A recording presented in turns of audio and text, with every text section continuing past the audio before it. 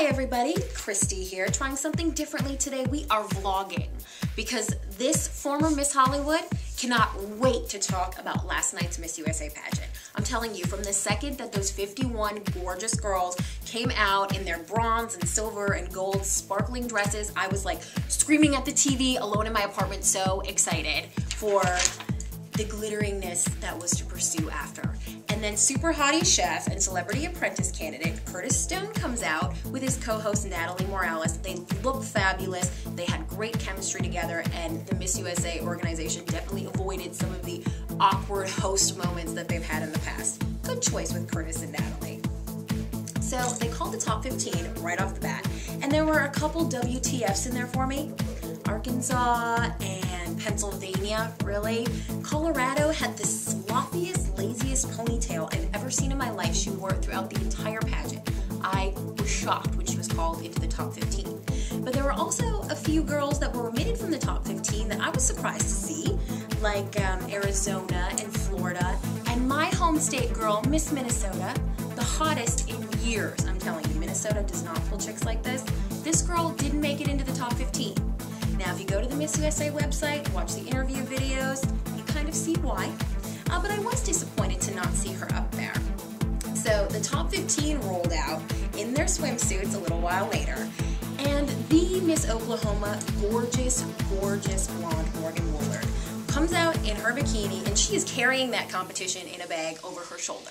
Literally, girlfriend's got it in the bag from the beginning of the swimsuit competition. She was bouncing and trouncing and looked fabulous, worked it hard. I had her pegged as my winner from the very beginning.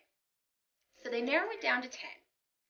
And then they have the girls come out in their evening gowns, which were gorgeous for the most part and original. However, Miss Mississippi, who wasn't on the map for me originally, but I was liking her in the top 15, until she walks out in this like stripperific, disgusting red thing that looked like something that Pam Anderson would have worn to MTV Awards in the 90s.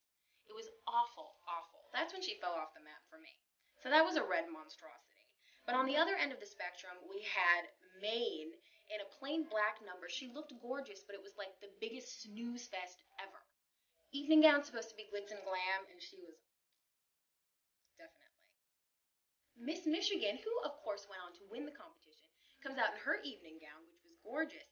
And then right as the judges' score starts to pop up in the corner, so you know the judges have already scored, she slips a bit. And it's very obvious to those of us watching at home. She recovers wonderfully, and she smiled, and she looked great. She definitely handled it. But if that had happened before the judges put their scores in, maybe the entire night would have ended up a little bit different. After that, they brought all the girls out and announced Miss Congeniality.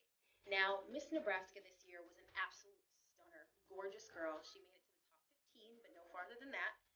And we also know that her father passed away last week while she was in Vegas for Miss USA.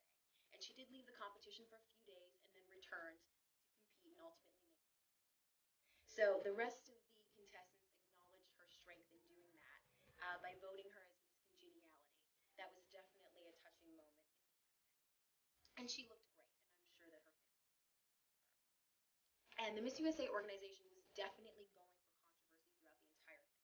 When we get to the top 5 interview questions, they ask about the new laws in Arizona, they ask about birth control. They were definitely going for those YouTube gold moments that we would watch over and over and over again, and didn't get any of them.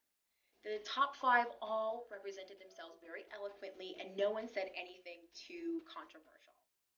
So after that, I knew exactly what was going to happen in that top 5. I called 4th runner-up, 3rd runner-up, 2nd runner-up. Then it gets to the point where Miss Oklahoma and Miss Michigan are standing together holding hands, and I know Oklahoma Morgan Woolard heads that competition. She's still carrying it in her bag right there in the middle of the stage. She's got this. Then they call the winner, and it's Miss Michigan, Rima Fakih, and she becomes the first Arab American, first Muslim to win Miss USA. She's gorgeous. We're very happy with her. Congratulations to both she and Morgan.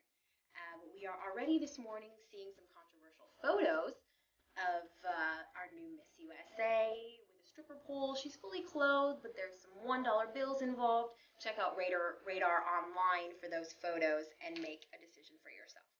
So it'll definitely be another exciting year for Miss USA. Congratulations to all of last night's ladies. They were all gorgeous, and I cannot wait another couple months for the Miss Universe pageant. And then we'll do this again. Until then, thanks so much for watching.